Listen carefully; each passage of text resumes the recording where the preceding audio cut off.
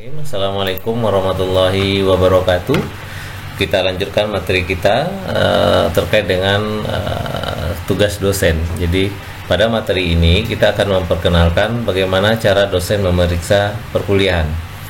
Asumsinya adalah bahwa dosen telah memberikan materi untuk satu pertemuan, lalu mahasiswa sudah melakukan proses login dalam minggu pertama itu, lalu dosen akan melakukan pengecekan.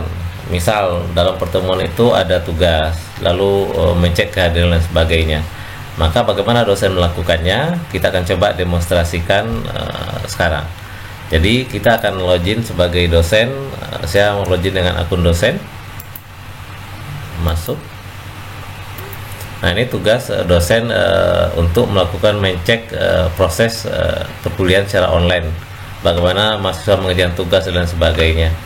Nah, ini saya berada di halaman home dari dosen. Di sini ada beberapa tugas kita, beberapa menu dan lain sebagainya. Ada tugas yang sudah overdue dan kita diberitahu gitu. Kalau kita pakai ya aplikasi mobile, maka di aplikasi akan muncul nanti notifikasi. Jadi kita sangat dibantu. Nah, misalnya saya akan mengecek perkuliahan di mata kuliah pemrograman web 2.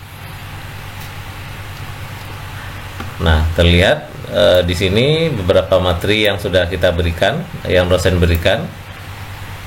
Ini tidak ada menu untuk merubah. Kalau nanti muncul menu berubah, ada di setting, hidupkan mode ubah. Nah, sekarang kita tidak dalam posisi untuk menambah materi baru atau mengedit yang ada. Kita mencek perkuliahan sedang berjalan. Nah, yang bisa kita cek di sini yang pertama adalah tugas. Pada pertemuan ini kita memberi tugas kepada mahasiswa untuk menjawab 2 pertanyaan ini secara online. Nah, sekarang mahasiswa itu sudah menjawab. Bagaimana kita melihat apa yang dijawab oleh mahasiswa dan bagaimana memberi nilainya? Jadi silakan kita klik menu tugas. Menu ini kita klik, maka ditampilkan tugas yang pernah kita berikan. Nah, di sini juga muncul informasi 2 mahasiswa kita sudah mengisi, sudah dia submit, tapi belum kita nilai. Maka di sini juga ada deadline kita untuk tugas ini adalah tanggal 1 April. Nah, ini berarti masih ada lagi dalam beberapa hari ke depan yang akan menjawab misalnya. Jadi kita ini yang sudah ada ini bisa kita proses, kita mau kasih nilai. Jadi ada tombol nilai. Kita klik saja. Oke, terlihat ini mahasiswa nomor 1 namanya mahasiswa, ini nama mahasiswa nanti yang tampil, lalu nomor BP nya, lalu dia batas kita 1 April. Ini ada keterangan kursus pemrograman web tugas 1. Ini adalah mahasiswa ini. Nah, tugas kita membaca. Ini jawabannya gitu. Ada tombol view full.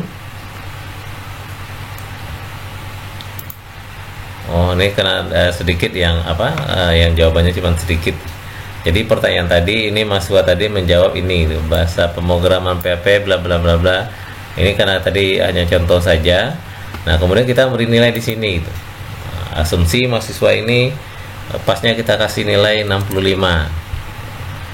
Lalu kita kasih dia komplit.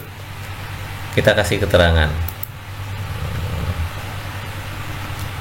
Jawaban saudara masih perlu diperbaiki atau ditingkatkan atau bagaimana lah, Bapak Ibu mengasih komentar bahwa nilainya kurang bagus lah gitu kan.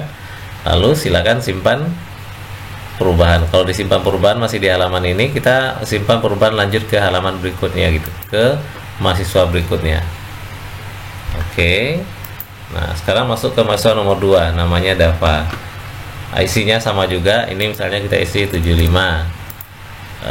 Sudah selesai, good job atau apalah gitu.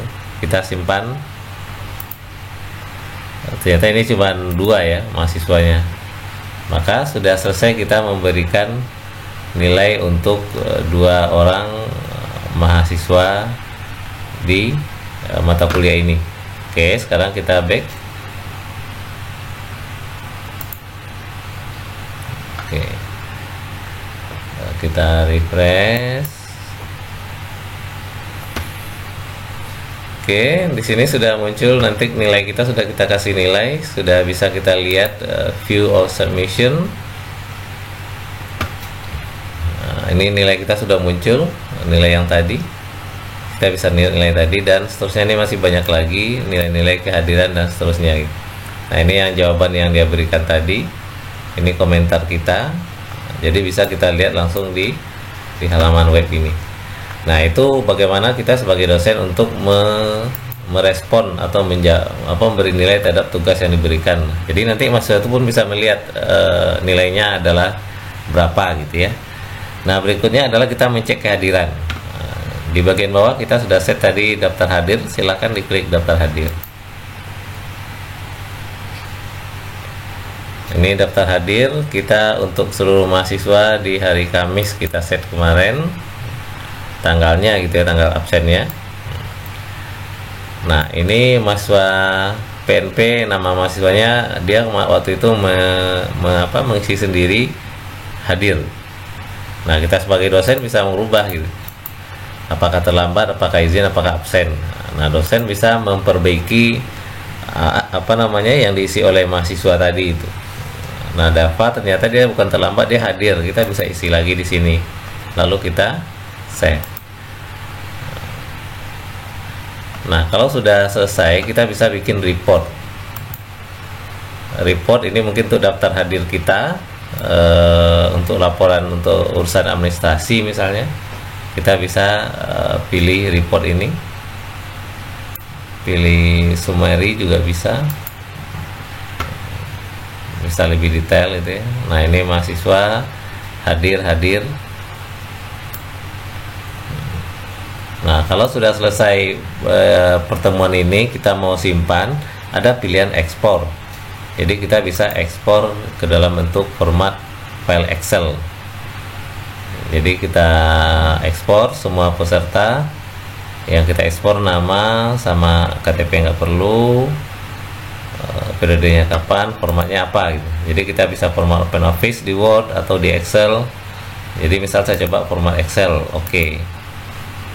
Maka absennya akan dikirim terdownload format Excel. Ini adalah format kehadiran yang disediakan oleh LMS kita. Jadi ini bisa dirapikan atau diperbaiki.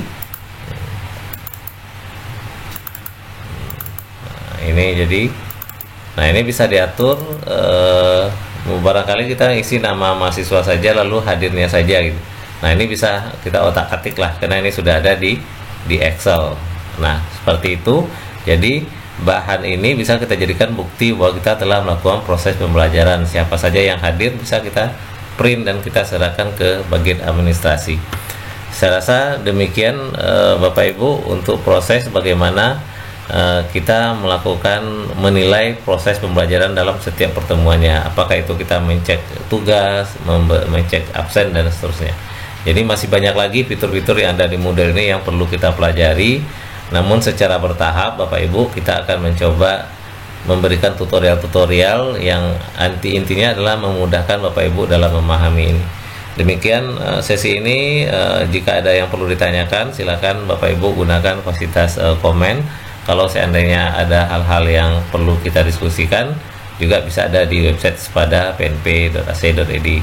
Sekali lagi mohon maaf. Assalamualaikum warahmatullahi wabarakatuh.